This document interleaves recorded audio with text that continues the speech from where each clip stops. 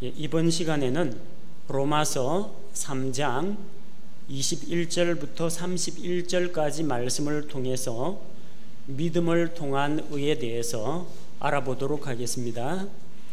우리가 지난 시간까지 배운 내용이 이 세상의 사람들의 상태에 대해서 다루었습니다. 하나님을 알지 못하는 이방인들, 그들은 정죄를 받았습니다.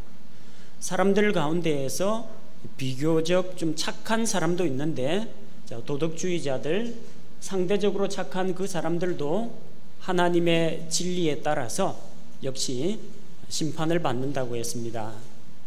다른 백성들보다 여러 가지 뛰어난 장점을 가지고 있는 유대인들조차도, 그들이 만약에 진정으로 율법의 정신을 깨닫고 할례의 의미를 바로 알고 또한 자기 민족에게 주신 하나님의 특권들을 바르게 이해하고 적용했다면, 그들이 영적으로 다시 태어난다면 하나님을 만나고 죄 문제를 해결할 수 있지만, 외적으로 그들에게 부여된 혈통이나 또한 그들이 가지고 있는 율법이나 종교의식 같은 것이 그들을 구원하는 데는 아무런 도움이 되지 않는다고 했습니다. 종합적인 결론이 뭐였습니까? 온 세상이 죄 아래 있다라는 겁니다. 그래서 로마서 3장 19절에서 우리가 이것은 모든 입을 막아 온 세상이 하나님 앞에서 유죄가 되게 하려 함이니라. 온 세상이 하나님 앞에 유죄라는 것을 입증을 했습니다. 자, 그러면은 이렇게 하나님 앞에서 그들에 대한, 온 세상에 대한 기소, 정죄가 이미 이루어졌습니다. 그렇다면 이 죄의 문제를 어떻게 해결할 수가 있느냐? 선행으로 되지 않는다고 했습니다. 도덕적인 행동으로 되지 않습니다.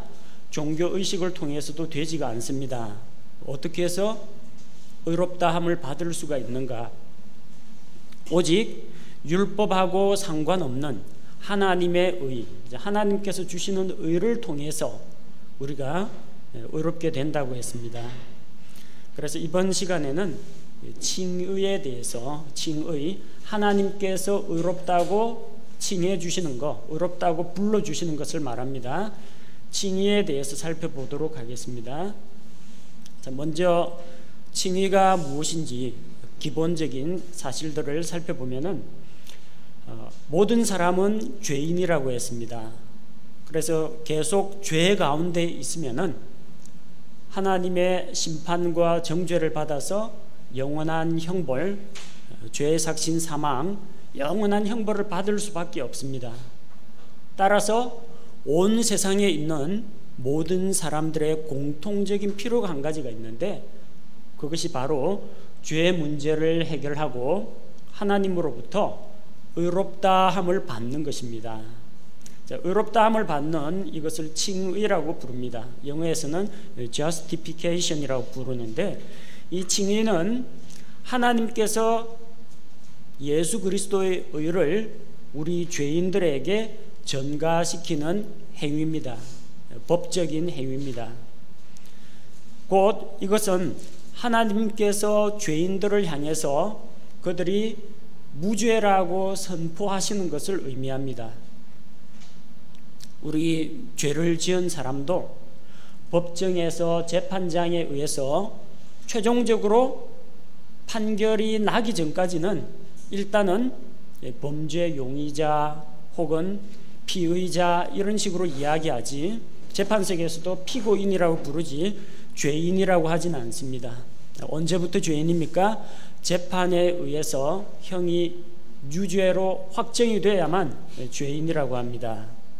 자, 그런데 하나님께서 우리 자신의 이 죄악된 모습을 보지 아니하시고 우리가 덧입고 있는 예수 그리스도의 의, 예수님께서 사시면서 이루셨던 의, 예수님께서 죽으시면서 십자가에서 대신 이루어 놓으신 그 대속의 공로를 보고 우리에 대해서 무죄라고 선언하시는 것이 칭의입니다.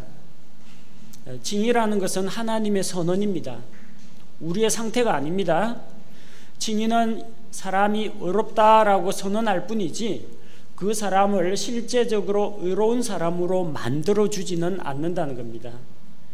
비록 우리의 상태가 죄인이지만 또 하나님 앞에 거룩하지 못하고 하나님 앞에 여러 가지 우리 죄악된 본성들도 가지고 있고 오랜 죄의 습관들도 가지고 있지만 하나님께서 의롭다고 인정하시는 것입니다. 따라서 이 증인은 우리의 상태와 연관된 게 아닙니다. 우리의 상태와는 무관하게 하나님께서 우리에게 부여하시는 새로운 신분이라는 겁니다. 증인은 하나님께서 단 한순간에 행하시는 법적인 행위입니다. 이거는 과정이 아닙니다. 말하자면은 하나님께서는 예수 그리스도의 십자가의 대속의 공로를 믿는 자를 의롭다라고 인정하십니다. 그래서 이 사람은 의로운 사람이 되었습니다. 비록 그의 상태가 죄인일지라도 의롭다고 인정을 받았습니다.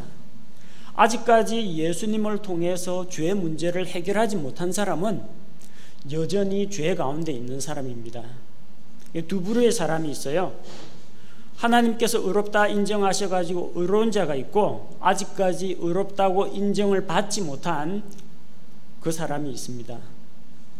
얼마나 더 의로운가 하는 정도가 없습니다. 과정이 없어요. 나는 저 사람보다 조금 더 의롭습니다. 저 사람보다는 내가 조금 더 의롭습니다. 그런 건 없어요. 의로우면 의로운 사람이고 의롭지 않으면 의롭지 않은 사람이고 둘 중에 하나입니다. 그래서 이것은 우리의 신분을 말하는 것이기 때문에 과정이 아닙니다. 점점 의롭게 되어가는 것이 아니라 하나님의 무죄 선언에 의해서 단 한순간에 의로운 자로 인정을 받는 것입니다.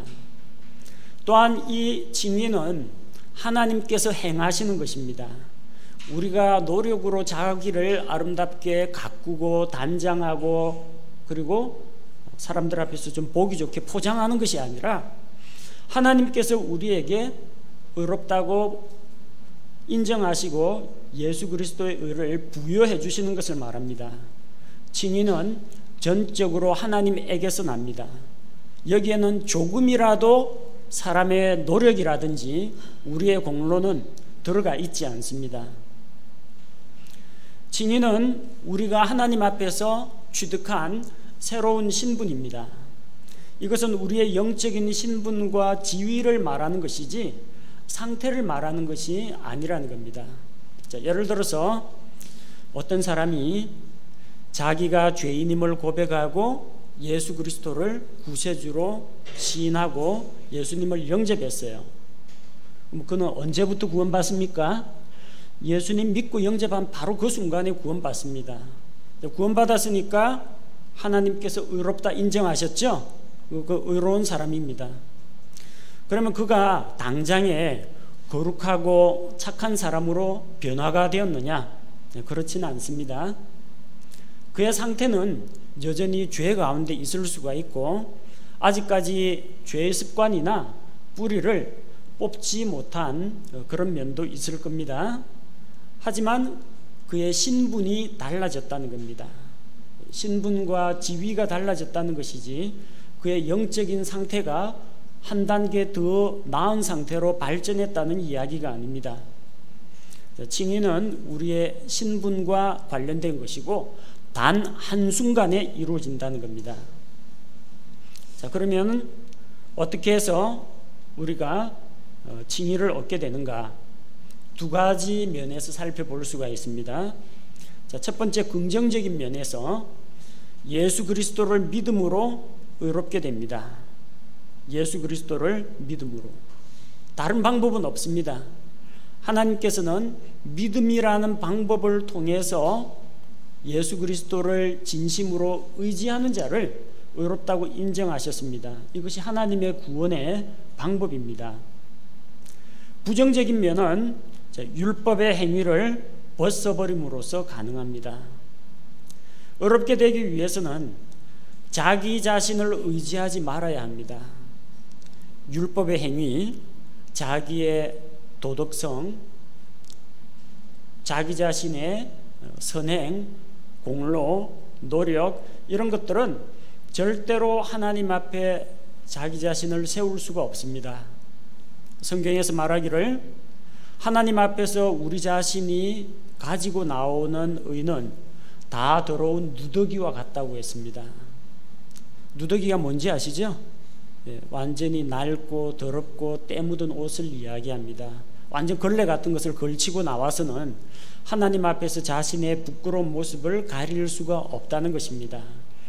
우리의 노력이나 우리의 의로는 구원받지 못합니다. 오로지 우리 자신을 의지하지 않고 또 예수 그리스도 이외의 그 어떠한 것도 의지하지 않고 오로지 예수 그리스도를 자신의 유일한 구세주로 모셔드릴 때만 의롭다함을 받을 수가 있는 것입니다. 자, 그래서 오늘 살펴볼 로마서 3장 21절에서 31절 말씀에는 사람이 어떻게 의롭게 되는가 세 가지 측면에서 살펴봅니다. 첫 번째는 칭의의 수단, 어떻게 의롭게 되는가. 두 번째는 그 하나님의 의롭다 하심 칭의가 어떻게 드러나는가. 세 번째, 의롭다 함을 받은 결과가 무엇인가. 세 가지로 나누어 알아보도록 하겠습니다. 로마서에서 다루고 있는 중요한 주제가 이 거룩하신 하나님께서 어떻게 더럽고 추한 죄인들을 용서하고 받아주실 수 있는가, 이런 의문에 답하는 것이 로마서 말씀입니다. 자, 로마서 말씀에는 사람이 하나님 앞에 의롭다 함을 받을 수 있는 그 길은 오로지 율법의 행위가 아니라 믿음으로 말미암는다고 했습니다. 하나님의 의는 율법 밖에 있습니다. 로마서 3장 21절을 보십시오. 그러나 이제는 율법 밖에 있는 하나님의 의, 율법 밖에 있는 하나님의 의라고 했습니다. 자, 영어 성경에서 without이라고 되어 있죠. 율법 없이. 그런데 without이란 말은 원래 with 더하기 out이라는 말입니다. 율법의 바깥에 있다는 겁니다. 바깥에 있다는 건 뭘 말합니까? 전혀 율법하고 관계가 없다라는 이야기입니다. 율법의 테두리 바깥에 있다는 이야기입니다. 율법하고는 아무런 관계가 없습니다. 그 율법 밖에 있는 하나님의 의가 드러났다고 했습니다. 의가 드러났습니다. 수동 완료형으로 되어 있죠. It is manifested.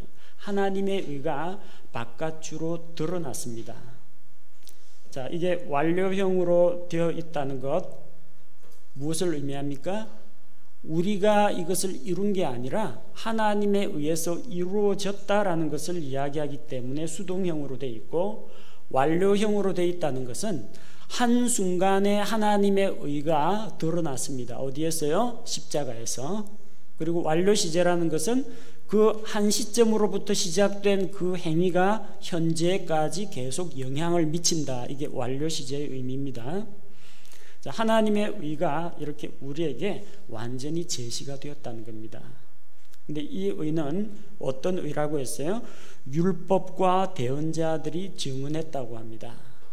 율법과 대언자들이 증언한 하나님의 의라는 겁니다. 비록 예수 그리스도께서 오셔서 계시되고 또 구원의 진리가 우리에게 밝히 드러난 것은 신약시대 일입니다. 그러나 하나님께서는 하나님의 의를 사람들에게 입혀주신다는 것을 과거 구약시대부터 점진적으로 계시해 주셨습니다. 그래서 율법시대에 하나님께서 이미 믿음으로 말미암는 의에 대해서 우리에게 보여주셨습니다. 제일 첫 번째 사건이 무엇입니까? 에덴 동산에서 있었습니다.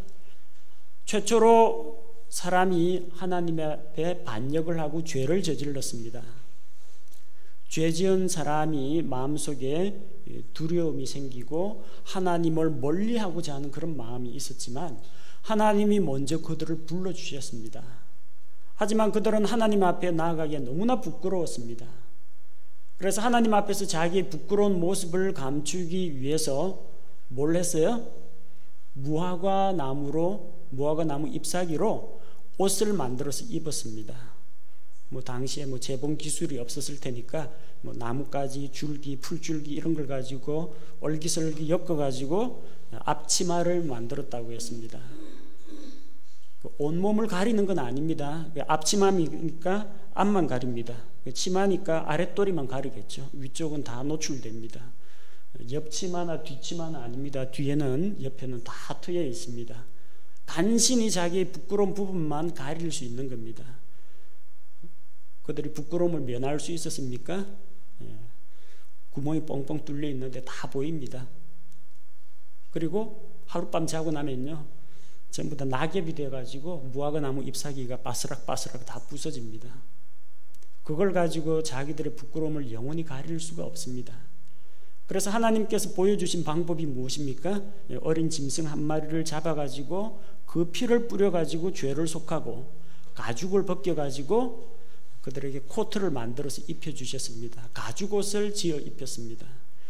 비록 자기들은 죄인이고 하나님 앞에 벌거벗은 부끄러운 죄인이지만 하나님께서 그들에게 가죽옷을 지어 입힘으로써 아무 죄 없는 짐승의 가죽을 지어 입힘으로써 그들의 부끄러움을 가려주셨습니다. 가죽옷을 입게 되면은 자기 자신의 부끄러운 건 드러나지 않고 죄 없이 흠 없이 죽은 그 짐승의 가죽만 눈에 보일 뿐입니다. 이게 하나님의 방법입니다. 하나님께서 우리의 부끄러운 모습을 보지 아니하시고 우리 대신해서 죽으신 어린 양 예수 그리스도의 의를 우리에게 입혀주시고 하나님께서 예수 그리스도의 의만 보시겠다는 이야기입니다. 율법에 의해서 이런 대신 속죄는 이미 충분히 입증이 되었습니다. 구약시대에 하나님께 드리는 죄 헌물, 범법 헌물 이런 것들을 통해서 누구든지 하나님 앞에 믿음으로 나아와서 희생물을 드리면 죄 용서를 받았습니다. 단순히 짐승 잡아 죽인다고 해서 속죄가 되는 게 아닙니다. 하나님께서 너희의 죄를 용서받으려면 흠없는 어린 짐승을 대신하여 바쳐라, 이 약속의 말씀을 믿는 믿음이 있어야 됩니다. 행위만 있으면, 율법의 행위만 있으면 그 제사는 받지 않으십니다. 반드시 믿음이 있어야 됩니다. 또 믿음이 있는데 마음속으로 믿음이 있다라고 자기는 그 사실을 믿는다라고 생각하지만 희생물을 가지고 가지 않으면 그것도 용서 못 받습니다. 믿음과 함께 믿음의 결과물로서 희생 제물을 드릴 때 그들은 용서받았습니다. 자, 율법에 의해서 믿음으로 말미암는 의가 이미 증언을 받았습니다. 누구든지 하나님 앞에 믿음으로 나아갈 때 하나님께서 희생물을 통해서 그의 죄를 대신 용서하신다는 것을 배웠습니다. 또한 대언자들로부터도 증언을 받았습니다. 구약 성경에 기록된 수많은 대언의 말씀에는 우리가 행위가 아닌 믿음으로 의롭게 된다라는 것이 기록되어 있습니다. 아브라함은 어떻게 의롭다함을 받았습니까? 창세기 15장 16절에서 아브라함이 주를 믿으니 그것을 그에게 의로 여기셨다고 했습니다. 아브라함이 주님을 믿는 그 믿음을 보시고 의롭다고 인정해 주셨다는 겁니다. 자, 아브라함은 믿음으로 의롭다함을 받았습니다. 그에게서 하나님이 율법의 행위를 요구하지 않았습니다. 아브라함은 아직까지 모세 율법을 받기 이전입니다. 그로 하여금 할례를 받아야 하느니라, 아니면 내 아들을 바쳐야 하느니라, 이것을 전제 조건으로 삼지 않았습니다. 오로지 하나님의 말씀을 믿는 믿음으로 의롭다함을 받은 것입니다. 예레미야 33장 16절에서는 하나님의 이름을 가리켜서 주 우리의 의, 대문자로 되어 있죠. 주 우리의 의라고 부르고 있습니다. 하나님이 우리의 의라는 겁니다. 우리 자신의 의로 나아가는 것이 아니라 주 하나님, 주 여호와 하나님은 우리의 의라는 겁니다. 그분의 의가 우리에게 임하게 된다는 겁니다.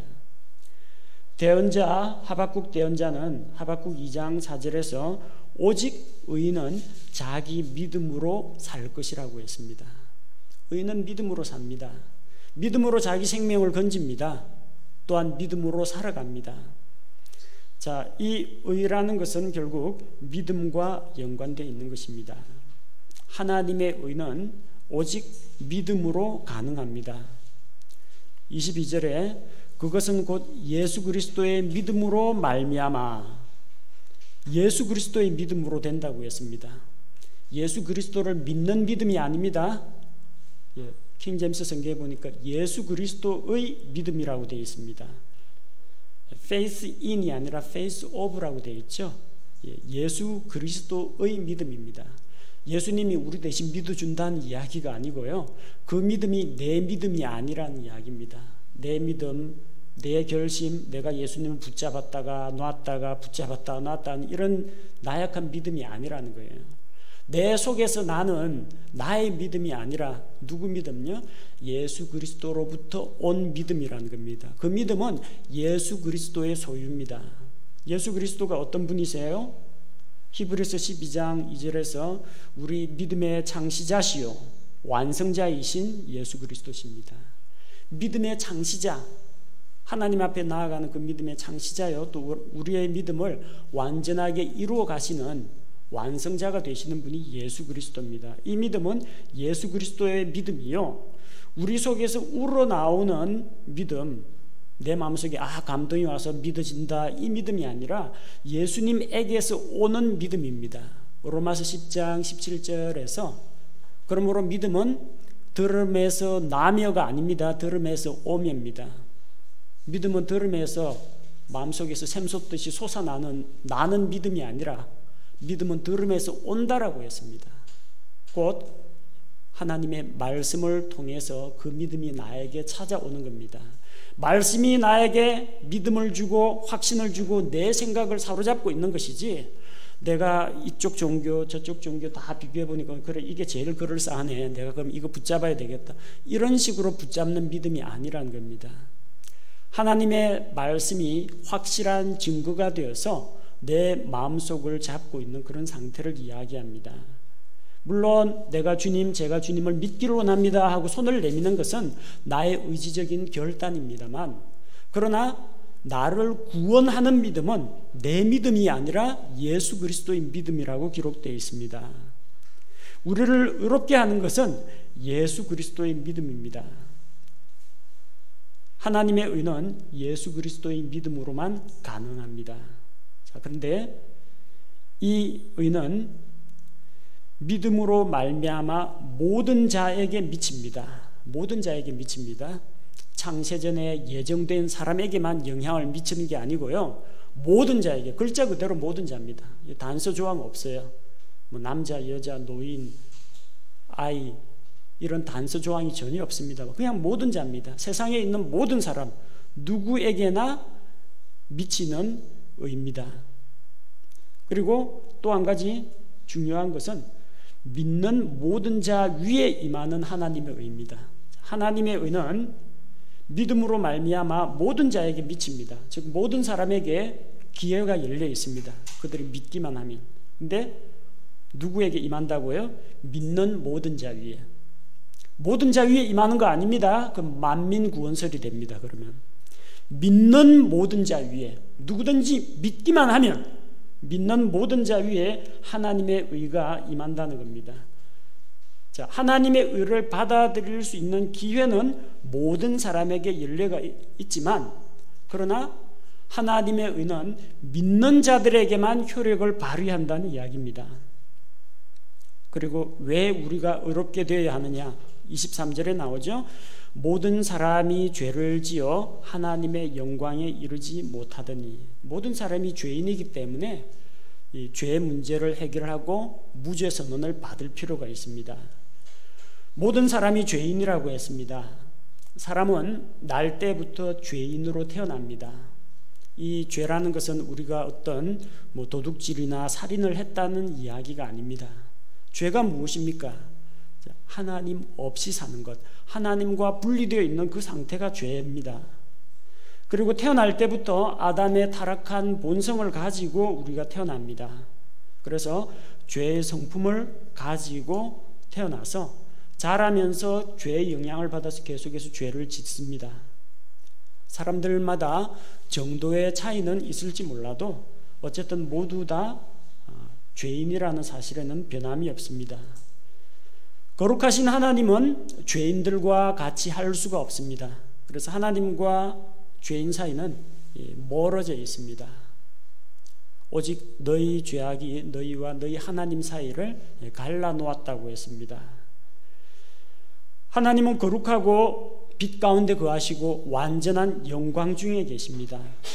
따라서 하나님을 떠나 있는 죄인들, 이 거룩하지 못한 죄인들은 하나님께 가까이 나아가지 못합니다. 양쪽 절벽이 쫙 벌어져 있고 그 절벽과 절벽 사이 거리가 한 100m 정도 된다고 합시다. 어떤 사람은 건너편으로 뛰다가 1m 뛰다가 추락합니다. 어떤 사람은 10m를 뜁니다. 그래도 추락합니다. 50m 뛰어도 추락하고요. 100m에 도달하지 못하면 99m 뛰어도 떨어지는 건 똑같습니다. 내가 다른 사람들보다 좀 멀리 뛸 수 있다. 그건 자기 자신의 의입니다. 내가 남들보다 조금 더 착하다. 그래도 하나님 앞에서 불합격인 것은 똑같습니다. 따라서 사람의 노력으로는 절대적이고 완전한 하나님의 수준에 도달할 수가 없다라는 그런 결론에 도달합니다. 그 결과 모든 사람은 죄의 저주 아래 있고 심판과 형벌을 받을 수밖에 없습니다. 사람은 하나님을 알지 못하고 그분을 찾지 않는다고 했죠. 또 자기 스스로 죄 문제를 해결할 수 없다고 했습니다. 따라서 죄인들을 향한 하나님의 구원의 손길이 필요합니다. 이 때문에 죄인이 스스로 의롭게 되는 길은 없어요. 왜 우리가 하나님의 의를 받아야 됩니까? 스스로는 죄 문제를 해결할 수 없고 하나님만이 죄 문제를 해결해 주실 수가 있기 때문입니다. 그럼 하나님의 방법은 무엇이냐? 24절에 나옵니다. 그리스도 예수님 안에 있는 구속을 통해 하나님의 은혜로 값없이 의롭게 되었느니라. 그리스도의 대속을 통해서 우리가 구속받습니다. 구속이라는 단어는 영어 성경에 redemption이라고 되어 있죠. redeem, 구속하다. 구속하다는 것은 값을 지불하고 다시 사오는 것을 말합니다. 구약시대에는 집안이 가난해서 종으로 팔리는 경우가 있습니다. 가진 게 없어서 자기 몸을 팔아가지고 혹은 자기 자녀들을 종으로 팔아가지고 빚을 갚거나 그런 경우가 있습니다. 그래서 가난해서 종으로 팔린 자를 누군가 능력 있고 가까운 친족이 대가를 지불하고 다시 도로 사오는 겁니다. 그 사람 몸값을 내가 지불할 테니까 그 사람 자유케 하라. 그래서 다시 사오는 겁니다. 이걸 구속, 대속이라고 합니다. 오늘날도 이런 일들 있죠. 누가 유괴되었다, 납치되었다, 혹은 인질로 잡혔다, 전쟁 포로로 잡혔다. 그러면은 그 인질이나 포로의 몸값을 지불하고 다시 그를 구출해 냅니다. 이걸 구속, 대속이라고 합니다. 자, 우리 자신은 죄의 종이 되었고 하나님 앞에서 영원한 멸망의 형벌을 받아야 마땅한데 예수님께서 우리를 대신해서 죄의 삭을 지불하셨다는 겁니다. 죄의 삭이 뭐라고 했습니까? 로마서 6장 23절 죄의 삭은 사망입니다. 그 삭을 죄 없으신 예수님께서 대신 지불해 주신 것입니다. 우리는 예수 그리스도께서 십자가에서 우리를 대속해서 흘리신 그 보배로운 피로 말미암아 구속을 받았습니다. 레위기 17장 11절에는 육체의 생명은 피에 있기 때문에 피가 혼을 위해서 속죄한다고 했습니다. 피 흘려 죽었다는 것은 대신해서 생명을 바쳤다는 이야기입니다. 히브리서 9장 22절에는 피 흘림이 없으면 죄들의 사면이 없다라고 했습니다. 오직 예수님이 흘리신 대속의 피가 우리를 구속할 수가 있습니다. 자, 바로 이 예수님을 통해서, 예수님의 구속을 통해서 하나님의 은혜로 구원받은 것입니다. 은혜로. 은혜라는 것은 받을 만한 자격이나 값어치가 없는 사람에게 값없이 거저 베풀어 주시는 하나님의 호의를 말합니다. 하나님이 은혜를 우리에게 베풀어 주셔서 값없이 의롭다 하셨습니다. 아무런 대가 없이. 왜 대가 없이 하셨어요? 대가가 너무 비싸가지고 갚을 엄두가 안 나기 때문입니다. 우리에게 뭐 착한 일 100가지를 하라든지 앞으로 바르게 살라든지 이런 단서를, 어떤 제한 조건을 전혀 주지 않았습니다. 왜? 그런 걸로는 구원을 받을 수가 없기 때문에 그래요. 선행이나 종교행위나 우리의 도덕적인 인품이나 혹은 고행이나 이런 어떤 것도 하나님 앞에서 우리를 세울 수가 없습니다. 그래서 하나님께서는 값을 받지 않고 무료로 의롭다고 해주시는 겁니다. 구원은 하나님께서 믿는 자들에게 주시는, 값없이 거저 주시는 선물입니다.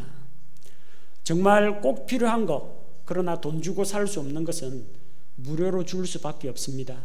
여러분, 꼭 필요한 게 뭐가 있어요? 공기, 물.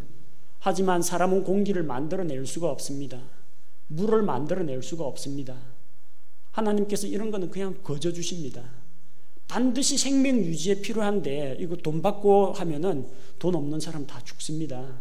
그래서 값없이 거저 주십니다. 구원도 마찬가지입니다. 구원을 만약에 값을 주고 어떤 종교적인 일을 행해라든지 공적을 세우라든지 이렇게 하면요, 목숨이 지금 경각간에 달려있는 죽어가는 자는 구원할 수가 없습니다. 율법의 행위를 하라 그러는데 병상에 누워있는 환자나 어린아이는 그런 거 할 수가 없습니다. 모든 사람에게 하나님께서 이 은혜의 선물을 주기 위해서 하나님께서 이것을 무료로 주기로 하셨습니다. 하나님께서 주시기 때문에 우리는 무료로 받습니다. 그러나 선물을 지불하기 위한 값은 선물 마련하는 사람이 냅니다. 여러분, 생일 선물 받으면요, 생일 선물 준비하는 사람이 돈 내지 선물 받는 사람이 돈 내는 거 아닙니다. 그건 물론 자기가 무료로 받습니다. 그러나 선물하는 사람은 선물 사려고 비용을 들여야 됩니다. 우리는 은혜로 받지만 하나님은 엄청난 값을 지불했습니다. 자기 독생자의 생명값을 지불하고 구원이라는 선물을 장만하신 것입니다. 자, 바로 이렇게 예수 그리스도의 십자가의 구속을 통해서 이 하나님의 의가 우리에게 드러났습니다. 그래서 25절에 보니까 그분을 하나님께서 그분의 피를 믿는 믿음을 통한 화의 헌물로 제시하셨다라고 했습니다.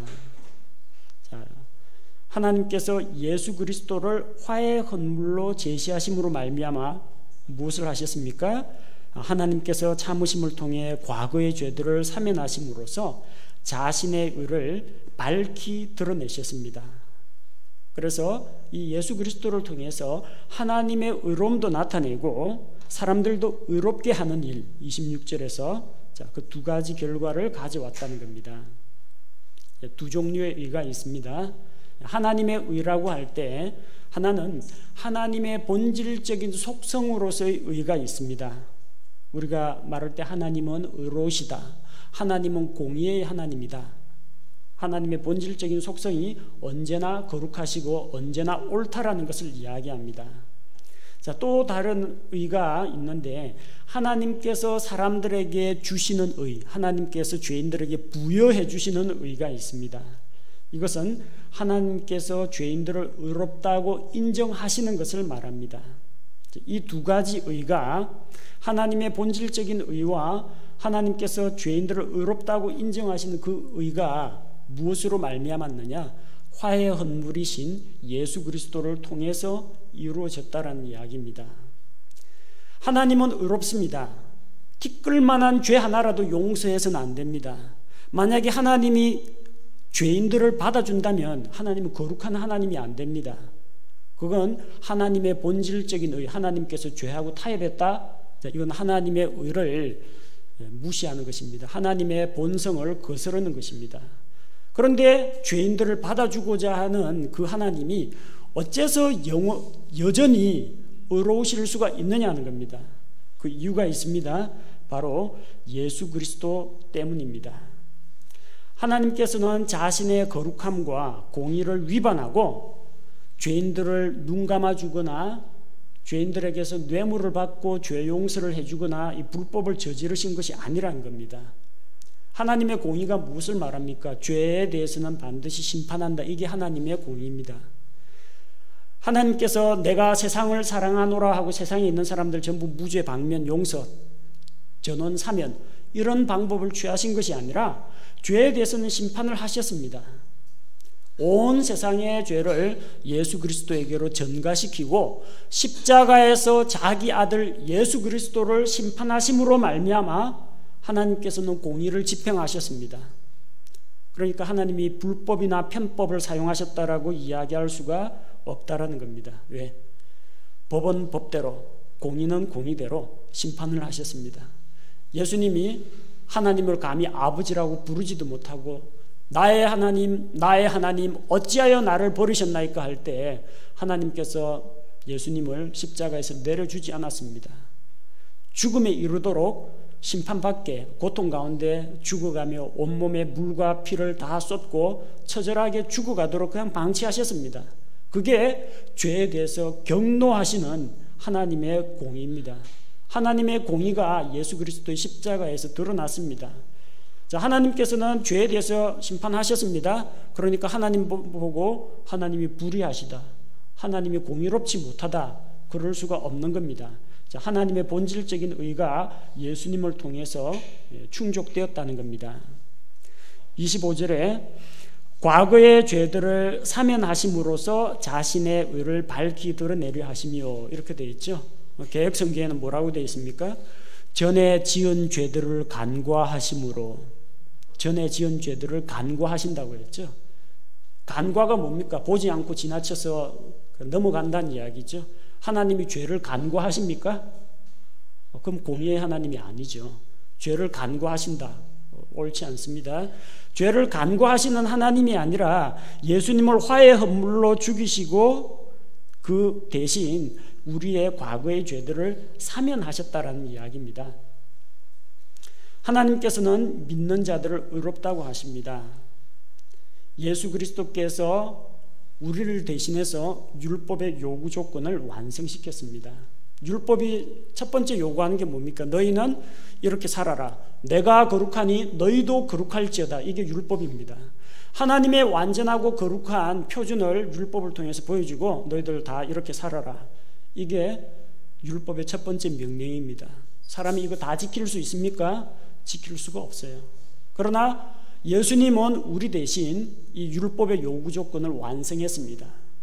예수님께서 33년 반 동안 이 지상의 삶을 사시면서 하나님 앞에 조금도 흠이 없는 완전하고 순수한 삶을 사심으로 말미암아 율법의 요구 조건을 만족시켰습니다. 또 율법이 요구하는 것이 무엇입니까? 너희가 이대로 살지 못하면 이 율법 가운데 한 가지만 어겨도 유죄다. 죄의 삭은 사망이다. 죄의 대가 사망을 요구하는 겁니다. 이 율법의 요구를 예수님께서 십자가에서 자신의 생명값으로 대신 지불하신 겁니다. 자, 그래서 예수 그리스도의 흠 없는 삶은 율법의 요구, 곧 하나님의 공의를 만족시켰습니다.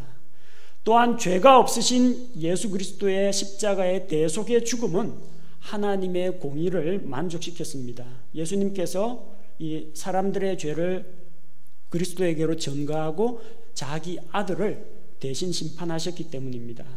따라서 예수 그리스도께서 이루신 그 대속의 공로를 자기 것으로 믿고 받아들이는 자는 하나님께서 그를 의롭다고 인정하신다는 겁니다. 두 가지 의가 충족됐습니다. 자, 하나님이 죄에 대해서 간과하시거나 눈 감아주고 슬그머니 용서하신 게 아니라 죄에 대해서는 죄값을 받아내고 십자가에서 단호히 심판을 하셨기 때문에 하나님의 본질적인 공의가 충족이 되었습니다. 또 한 가지는 누구든지 예수 그리스도의 십자가의 대속의 공로를 자기 것으로 믿고 받아들이는 자는 그 믿음을 보시고 예수 그리스도의 의를 그들에게 덧입혀 주시고, 너 비록 죄인이지만 예수 그리스도로 말미암아 예수 그리스도의 대속을 믿는 그 믿음을 보고 내가 너를 의롭게 한다. 그렇기 때문에 법적으로 아무런 문제가 없습니다. 하나님께서 대가를 받고 죄의 삭스를 받고 예수 그리스도를 의지하는 자의 죄를 용서해 주셨기 때문입니다. 그래서 26절이 말하는 바가 뭡니까? 이때 자신의 의를 밝히 드러내사 자신이 의롭게 되며, 하나님도 여전히 의롭습니다. 죄인들을 용서했지만 여전히 의롭습니다. 공의의 심판을 집행했으니까. 또 예수님을 믿는 자를 의롭게 만드는 이가 되려 하심이라. 예수님을 통해서 하나님께 나아가는 자들을 의롭다 하시는 하나님이 되셨다는 겁니다. 바로 이 의를 위해서 예수님께서 우리 대신 화해 헌물이 되셨습니다. 25절에 그분의 피를 믿는 믿음을 통한 화해 헌물로 제시하셨다고 했습니다. 예수 그리스도를 화해 헌물로 주셨습니다. 이 화해 헌물이라는 것은 프로피시에이션이라고 하는데, 신의 진노를 달래기 위해서 바치는 희생 헌물을 말합니다. 옛날 심청전 읽다 보면은 그 인당수 지나는데 이 바다에 용왕신이 노하면은 그 진노를 달래기 위해서 젊은 처녀 하나를 인당수 물에 빠뜨리죠. 그럼 바다가 잔잔해집니다. 이렇게 신의 진노를 달래는 희생 헌물을 가리켜서 화해 헌물이라고 부릅니다. 자, 이 화해 헌물이라는 단어는 구약 성경에 나오는 긍휼의 자리, 긍휼의 자리 뭔지 아시죠? 성소 안에 들어가면 성소와 지성소가 있고요. 지성소에 언약궤가 있고 언약궤 뚜껑 위에 그룹들이 날개를 펴고 있는데, 그룹의 날개 아래쪽에 있는 거기에 하나님의 영광이 임하시는데, 거기가 긍휼의 자리입니다. 속죄소라고 부르기도 하고요, 시은좌라고 부르기도 합니다. 은혜를 베푸시는 자리. 자, 그 긍휼의 자리가 히브리어에서 원래 카파르라고 합니다. 카파르란 단어는 상자 뚜껑을 이야기합니다. 상자 뚜껑. 정확히 이야기하자면 언약궤 뚜껑을 이야기합니다. 언약궤 뚜껑 위에 하나님의 영광이 나타납니다. 그러면 속죄일에 1년에 한 번 대제사장이 속죄일에 가서 희생물의 피를 그룹들 날개 아래쪽에 있는 긍휼의 자리 앞쪽에다 7번 이렇게 피를 뿌립니다. 그래서 이스라엘 전체 민족을 위해서 대신 속죄를 하게 됩니다. 거기에서 하나님께서 사람과 만나 주시고 교제를 회복하시고 또 그들의 모든 죄를 용서해 주십니다. 그 긍휼의 자리라는 그 단어하고 화해 헌물이라는 단어가 똑같은 단어입니다. 그게 히브리서 9장 5절에서는, 신약 성경으로 와서 히브리서 9장 5절에서는 긍휼의 자리라고 그대로 번역이 되었습니다. 히브리서는 신약 안에 있는 구약 성경과 같습니다. 그런데 똑같은 단어가 로마서 3장 25절, 오늘 우리 읽은 말씀, 요한일서 2장 2절, 요한일서 4장 10절에서는 긍휼의 자리라는 그 단어가 화해 헌물이라는 단어로 번역이 되었습니다. 곧 구약 시대에 그 언약궤 위에 죄 없는 짐승의 피가 뿌려짐으로 말미암아 백성들이 은혜를 입어서 죄의 용서를 받았던 것처럼, 하나님의 그 진노가, 죄에 대한 진노가 누구로 떨어지고 달래졌던 것처럼, 예수 그리스도께서 우리의 화해 헌물이 되심으로 말미암아 하나님의 진노를 제거하시고 하나님의 진노를 우리에 대한 호의로 바꾸셨다는 이야기입니다. 그래서 이 화해 헌물이신 예수님을 통해서 하나님도 여전히 의로우시고 예수 그리스도를 믿는 우리도 의롭게 되었다는 이야기입니다. 자, 우리가 의롭게 되고 나서 의롭게 된 결과 27절에 보니까 어떤 일이 있다고 했습니까? 의롭게 되었으니까 자랑할 것이 있습니까? 아무도 자랑할 수 없다고 했습니다. 왜 자랑할 수 없느냐? 의롭게 되기 위해서 사람 쪽에서 값을 지불한 것이 아니기 때문입니다. 또 의롭게 되는 것이 율법의 행위와는 전혀 관계없기 때문입니다. 의롭게 되는 것이 내 공로, 내 노력으로 된 것이 아니기 때문에 자랑할 수가 없습니다. 또 이 어렵게 되는 이 효력은 누구에게 적용 가능하냐? 누구에게 가능합니까? 하나님은 오직 유대인들의 하나님이시냐? 그분은 또한 이방인들의 하나님이 아니시냐? 참으로 또한 이방인들의 하나님도 된다는 겁니다.